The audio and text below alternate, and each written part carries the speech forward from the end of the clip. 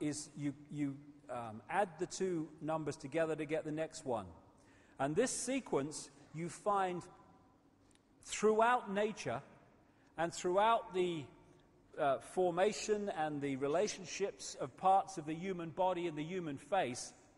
You find this Fibonacci sequence because that's the mathematical construct level of reality manifesting itself. The same with how flowers grow and how flowers are formed. This Fibonacci sequence of numbers and mathematics comes up again and again and again. Same with these other golden mean and pi stuff as well. So this guy, Stephen Marquardt, an American doctor who studied the human face and the human body from, I think it was a point of view of cosmetic surgery, started to see this obvious correlation between these mathematical codes and sequences and the human body. And he said this: all life is biology, all biology is physiology, all physiology is chemistry, all chemistry is physics, and all physics is math, or maths as we say here.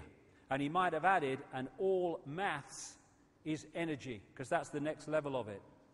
We live in a almost a mechanical construct on one level as it plays out, and through things like money and other things the manipulators have introduced and controlled, they're controlling the way or influencing the way this construct operates and turning us into robots and parts of the machine when we are infinite consciousness.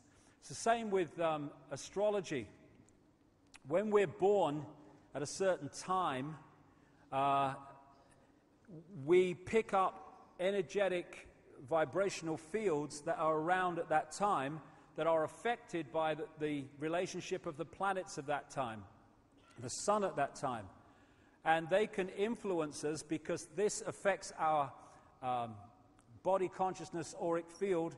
And as we go through the sequences through our lives, as the planets move, we are going to be affected by them in a different way to someone born at another time in the cycle who will carry a different vibrational field and therefore interact with the planets in a different way. And these forces, these same forces, are what hold planets in the positions they're in. And when those forces change or move, so do the planets.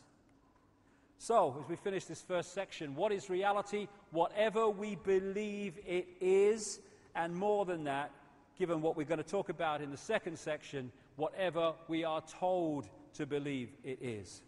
This is the foundation of the conspiracy.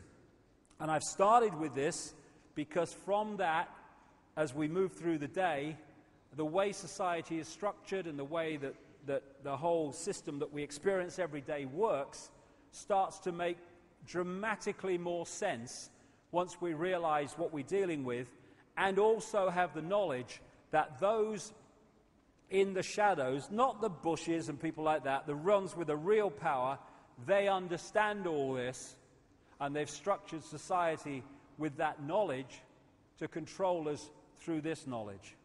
So the world is not controlled by men in dark suits sitting around a table.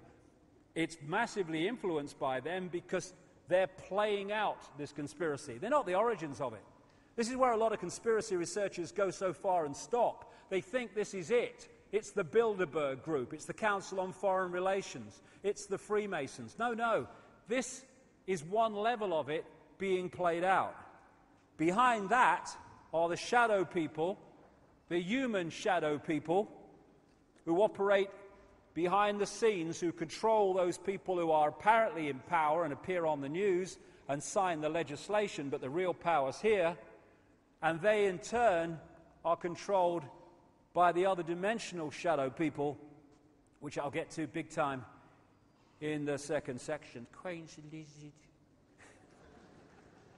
So, this is it. This is what it is. Tick-tock, tick-tock, tick-tock. It is a mind game.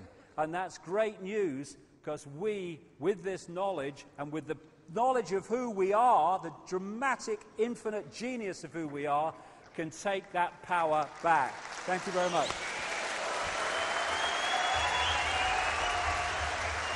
30 minutes.